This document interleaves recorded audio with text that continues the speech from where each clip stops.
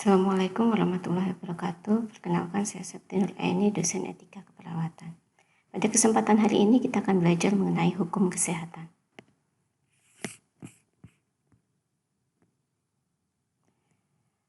Hukum dan kesehatan adalah hal yang berjalan beriringan, karena tidak mungkin kesehatan itu akan berdiri sendiri tanpa ada perlindungan hukum. Sehingga kita sebut adanya wilayah singgung antara pelayanan kesehatan dan hukum. Pemberi layanan kesehatan berperan dan berfungsi dalam meningkatkan derajat kesehatan, mencegah penyakit, memulihkan kesehatan, mengatasi keadaan gawat darurat, mengurangi atau menghilangkan penderitaan, meningkatkan mutu hidup dan mencegah kematian manusia yang belum waktunya. Tugas pemberi pelayanan ini tentu saja harus dalam perlindungan hukum, sehingga tidak ada pelanggaran-pelanggaran hukum yang dapat terjadi pada pelayanan kesehatan. Tujuan hukum sendiri adalah menciptakan dan menjamin kehidupan bermasyarakat yang tertib, aman, dan adil. Sehingga kesehatan merupakan bagian dari kesejahteraan manusia, dan oleh karena itu juga menjadi perhatian dan jaminan dari hukum.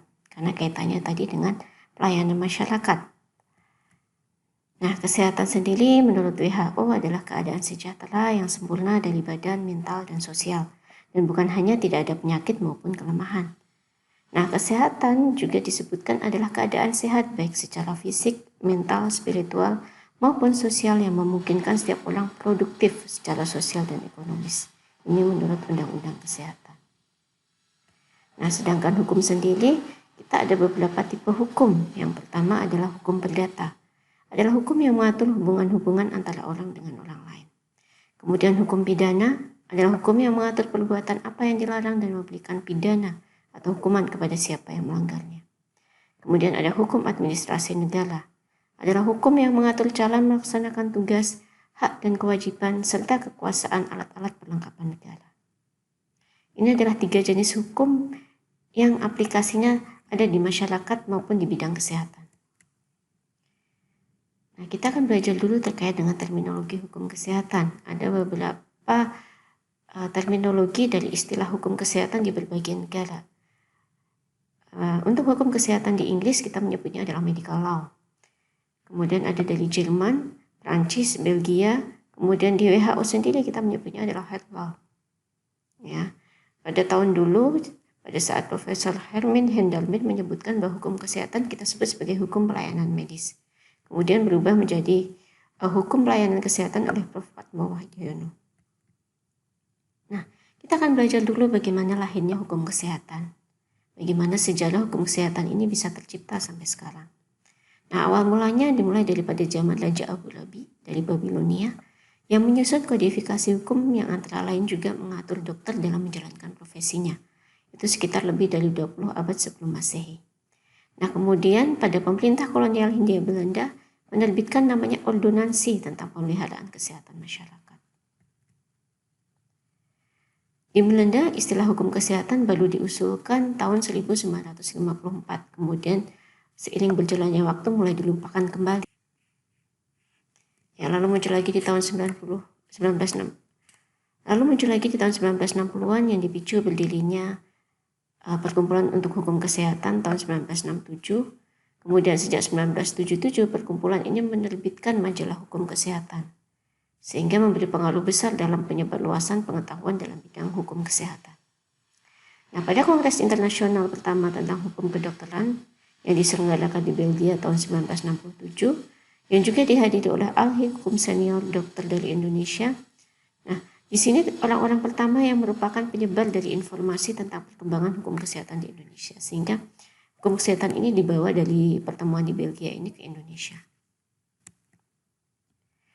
Nah, kemudian ada kelahiran dari Perhuki sendiri ya, Persatuan Hukum Kesehatan Indonesia ya. Itu awal mulanya berasal dari kasus yaitu Dr. Setianingrum. Dia merupakan dokter muda di Puskesmas Pati, Jawa Tengah. Kemudian pada kasusnya terjadi penyuntikan seorang anak yang kemudian anak tersebut mengalami namanya shock anafilaktik. Itu terjadi di tahun 1981. Kemudian oleh pengadilan negeri Pati ia dinyatakan bersalah. Dan setelah banding di pengadilan tinggi Semarang, keputusan pengadilan tinggi Pati diperkuat. Nah, kemudian sehingga Dr. Setianingrum diganjar pidana penjara pada tahun 1982. Namun pada tingkat peradilan tertinggi di Mahkamah Agung membebaskan Dr. Setianingrum dari tuntutan hukum. Hal ini didasarkan pada pendapat apa yang dilakukan dokter tersebut bukan kelalaian atau kesengajaan, dan keadaan gawat darurat itu tidak didukung oleh peralatan medis yang ada di puskesmas kecil. Nah, kemudian dari kasus tersebut dirasakan benar-benar ada kebutuhan untuk penegak hukum mengerti kaitannya tentang pemeliharaan kesehatan agar dapat menilai kasus-kasus terkait dengan upaya kesehatan. Tindak lanjutnya kemudian pada tanggal 1 November 1982 di Jakarta kemudian dibentuk kelompok studi hukum kedokteran Indonesia yang terdiri atas dokter dan sarjana hukum.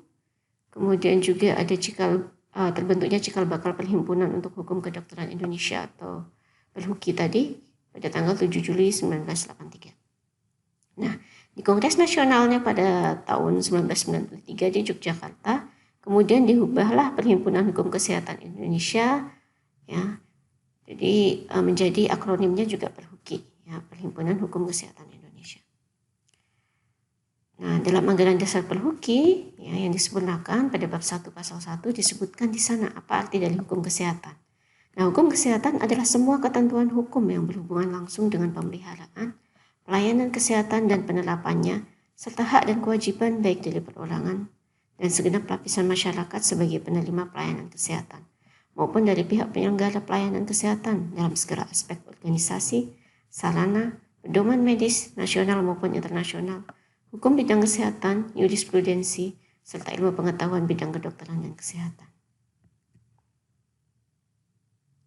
Menurut Prof. H.G. Leinen, semua peraturan hukum yang berhubungan langsung pada pemberian pelayanan kesehatan dan penerapannya pada hukum perdata, hukum administrasi dan hukum pidana ini merupakan bagian dari hukum kesehatan.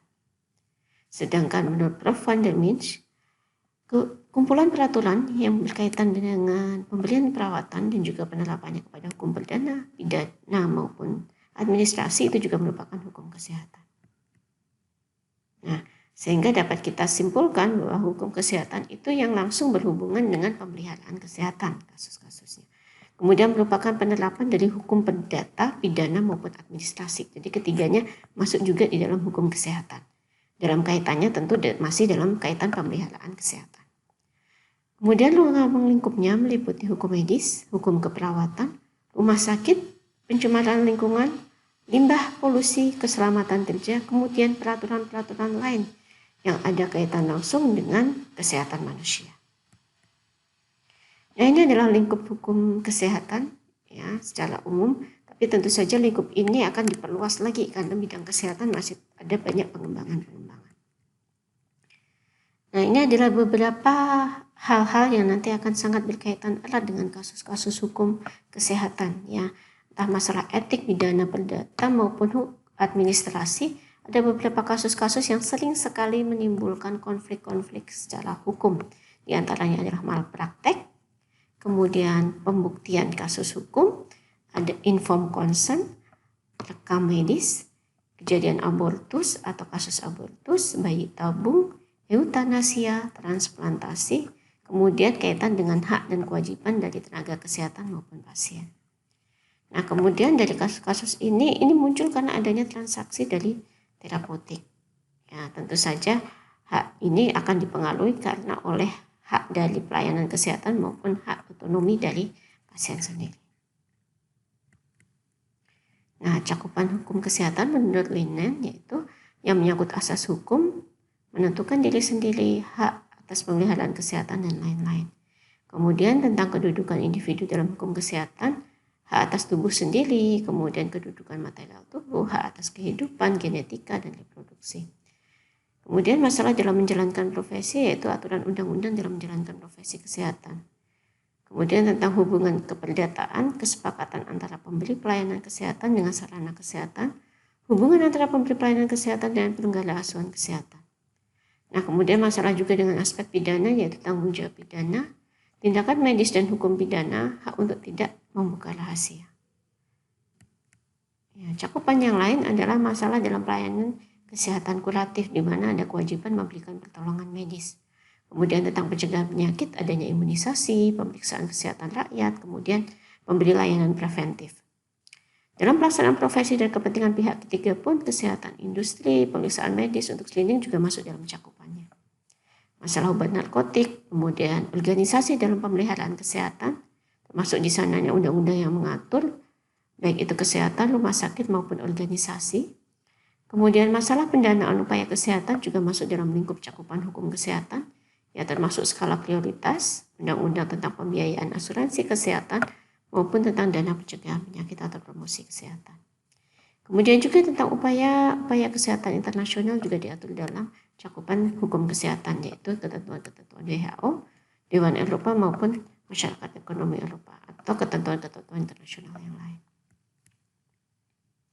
Nah, penerapan hukum perdata sendiri dalam bidang kesehatan ada beberapa pasal yang mungkin bisa menjadi gambaran, yaitu di pasal 1233 ya tentang lahirnya perikatan, kemudian pasal 1320 tentang syarat sahnya perjanjian, 1365 tentang perbuatan melawan hukum, 1243 tentang kaitannya wan prestasi, dan kemudian 1367 kaitannya tanggung jawab majikan terhadap bawahan. Nah, untuk penerapan hukum pidana sendiri, kita memakai KUHP yang sering digunakan dalam hukum kesehatan juga, ya. Termasuk di sini yang digaris bawahi adalah terkait kasus eutanasia dan aborsi. Pada pasal 359 mengatur terkait dengan kelalaian yang menyebabkan kematian. Pasal 360 kelalaian yang menyebabkan luka berat. Pasal 351 terkait penganiayaan. Pasal 531 terkait penelantaran. Kemudian dan pasal 322 adalah wajib simpan rahasia kedokteran. Nah, sedangkan di penerapan hukum administratif kita bisa melihatnya dalam wujud kaitannya dengan surat izin praktik tenaga kesehatan. Nah, untuk pedoman internasional sendiri,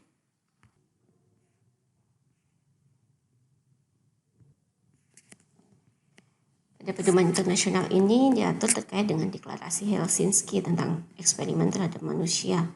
Latar belakangnya adalah pada zaman Nazi pada Perang Dunia Ketiga. Sehingga deklarasi Helsinki itu dilahirkan karena adanya eksperimen-eksperimen ini.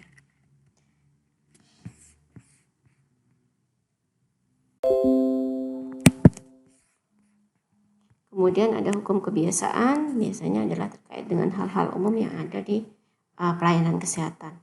Kemudian ada jurisprudensi, yaitu jurisprudensi sendiri adalah keputusan-keputusan dari hakim terdahulu untuk menghadapi suatu perkara yang tidak diatur dalam undang-undang dan dapat dijadikan sebagai pedoman pada hakim lain untuk menyelesaikan suatu perkara yang sama. Nah, misalnya adalah kasus jurisprudensi Mahkamah Agung, misalnya kasus Teandingdum tadi yang dulu mungkin belum ada aturannya. Kemudian keputusan dari Mahkamah Agung ini dijadikan dasar juga pada penyelesaian perkara-perkara yang sama. Nah, kita sebutnya sebagai juga ada kasus terkait konstanta jurisprudensi ya, misalnya kasus Vivian Lubianti Iskandar. Nanti mahasiswa dapat mencari kasus ini sendiri.